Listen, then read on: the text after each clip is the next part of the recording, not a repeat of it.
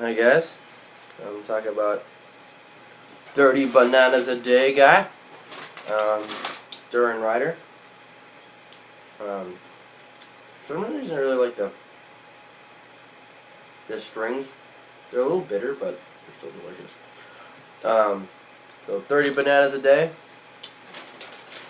First off, let's get this right, is that Durianrider is a very smart, really intelligent guy.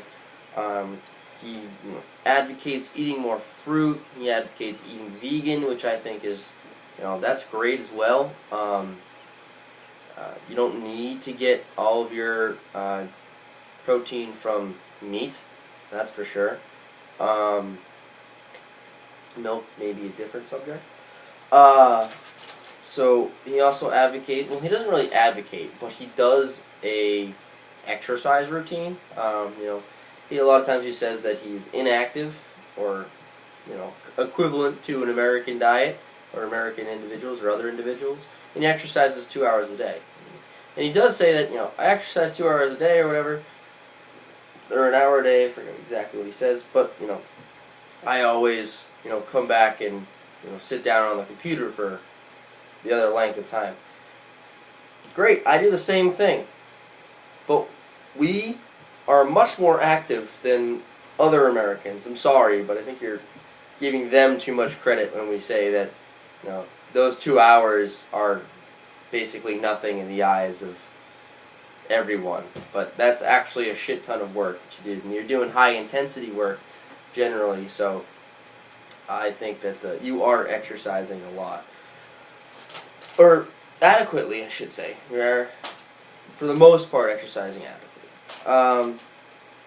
So, the other thing that he does is that, he's talking about eating the right foods. And that's great, eating organically and things. Yes, I love that idea. Especially in the eyes of fruits and vegetables. And that's because, if you ever had a tomato from the grocery store, it sucks. If you eat a tomato from, say, a local farmer's market or something like that, you're going to get great food. And you're going to get a spectacular tomato that is flavorful, that you want to continue to eat. But when you eat something from a grocery store, you eat it, it's like got a really super strong citrusy taste.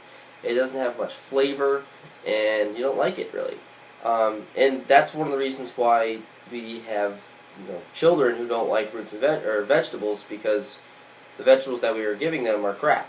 If you were to feed them initially on organic foods and locally grown fruits and vegetables, I would argue that they would eat much more of that because it actually tastes good.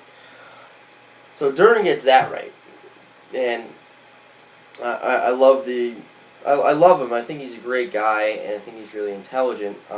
Again, but he screws some things up, and let's talk about those. So, I think his passion blinds him. So he's so set on, this is what has been working for me, and then this is also what has worked from other people, that it is the only way to do it. It is the best way to do it. It is the most fundamentally sound way to do it. And I think eating a diet high in carbohydrates is not that bad, especially if you're getting it from a high phenol content, like fruits and vegetables. I think he's advocating fruits a little bit too much. I'm sorry, Durden, I said that, but it's true. And I would like him to try and maybe do a balanced vegan diet where he talks about eating tomatoes and he talks about eating leafy greens and onions and these sorts of things, along with his high fruit diet.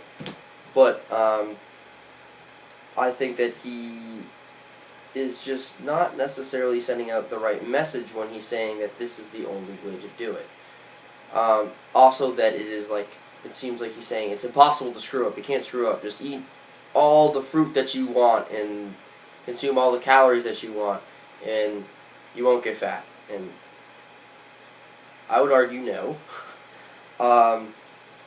So I don't like that at all, and I think that his passion doesn't allow him to see some of the other evidence that's out there to indicate that, you know, just his personal experience and the experience that he's seen from other people doesn't mean that it's going to be applicable around for everyone.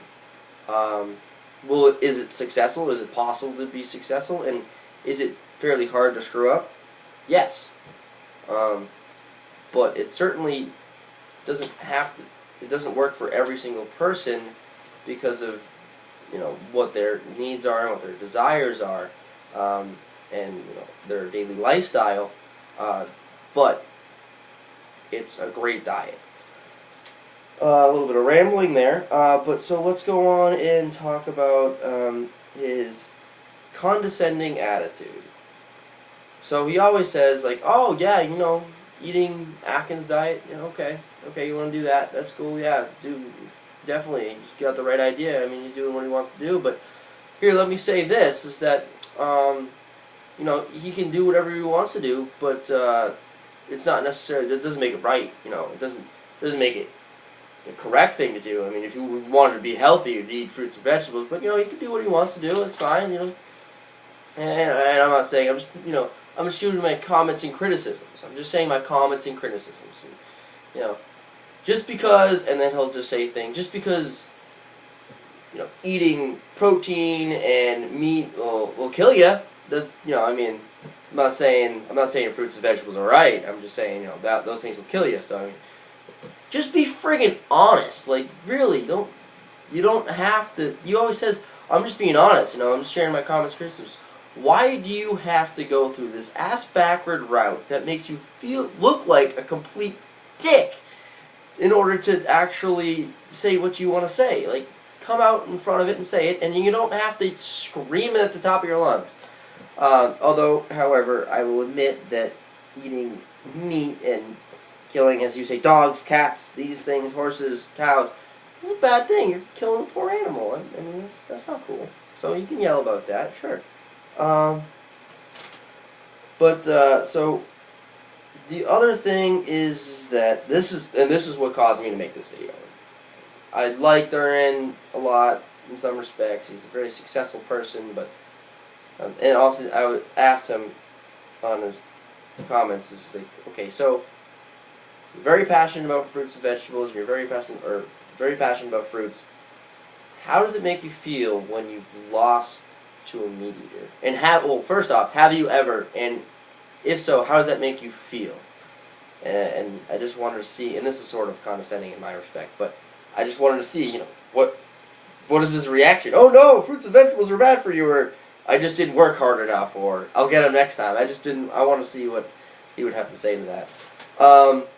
So here's where he screws up, and this is where he made me feel like I had to make this video, and this is where Freely and him said this. There's no such thing as protein deficiency. No, that's not right at all. Go to Ethiopia, go to African regions, you'll see people with distended stomachs. That distended stomachs doesn't mean they're obese. Distended stomach is a cause of fluid going into the stomach and not being able to be retained because of a protein deficiency. You could argue that it's a caloric deficiency in saying that if you eat fruits and vegetables, a lot of fruits and vegetables, that you'll end up correcting that issue, which is true, I think. But the fact is that if you only ate sugar or if you only ate fat, you would end up still having that syndrome, that disease, that deficiency. And for that reason, it is a protein deficiency. And you can't say it's a caloric deficiency because you can't cure it with just one of the other two macronutrients. So it screws that up.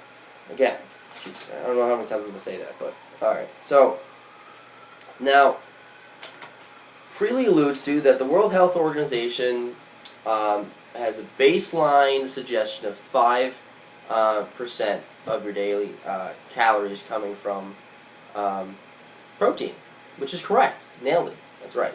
This is the level that your body is for most people, your body is highly efficient at bringing in nutrients and able to utilize these nutrients.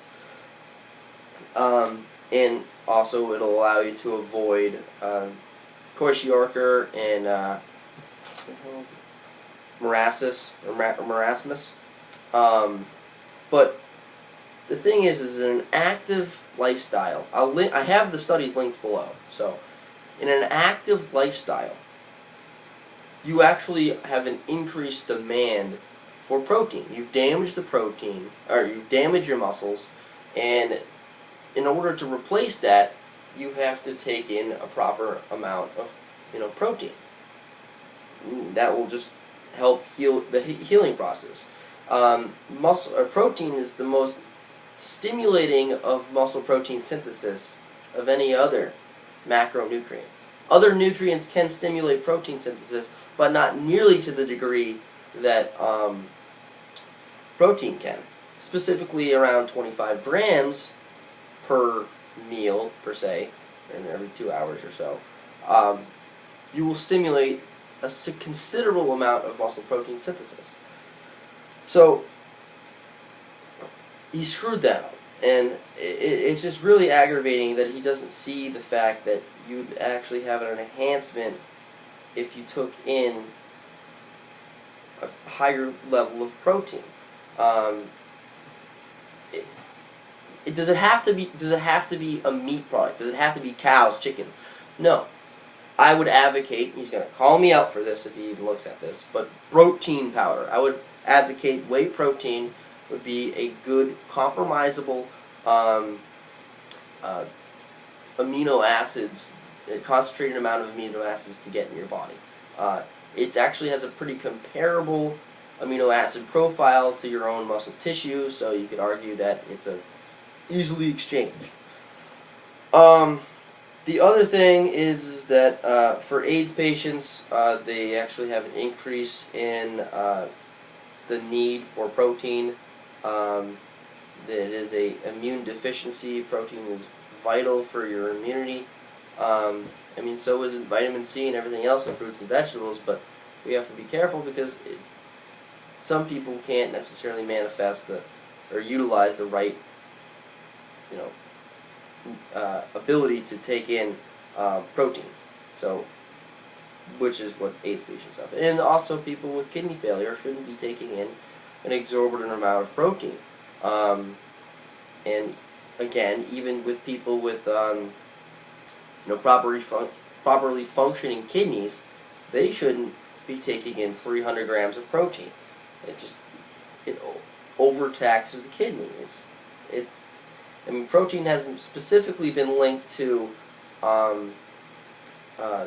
kidney failure, but it has been shown to increase the size of the kidney.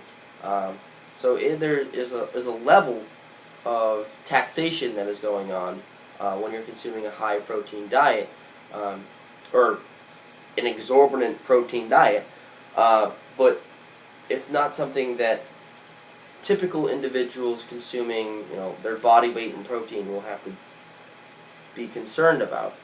If you're 300 pounds and consuming and not a bodybuilder, I would argue that you don't need to be taking in 300 grams of protein. Remember, like I was saying, that your protein requirement is dependent upon how much damage you're doing to the cell.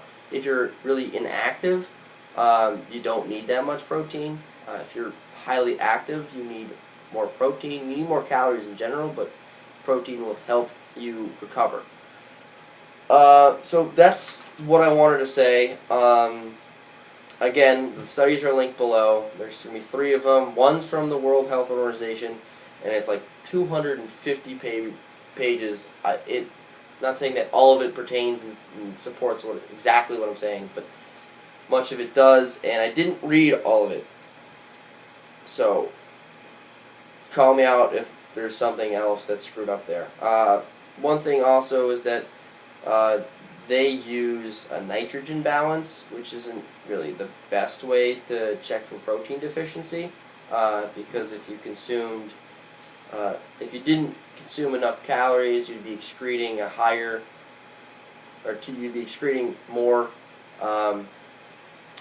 nitrogen, so your nitrogen balance would be higher, or you would have more protein in your urine. Also, if you consume too much protein, you have more protein in your urine, or nitrogen in your urine. So you have this. Someone could be consuming a lot of protein and have a nitrogen imbalance, and then people could be consuming not enough protein and still have a nitrogen imbalance. So like, it's not exactly the best way to check for protein deficiency. Yeah, I think that's basically what I wanted to say. I hope I didn't ramble too much. I know I did ramble a lot. But, again, eat your bananas. I don't necessarily want you to eat 30, but, eat your bananas, eat your fruits and vegetables, and, like my channel, subscribe, or hit the dislike button because you just wanted to hate me because I said something about Durianrider that you may not agree with. Alright, thanks, have a great day, and hopefully continue your success or start your success with a healthy diet and exercise routine. Alright, have a great day, guys.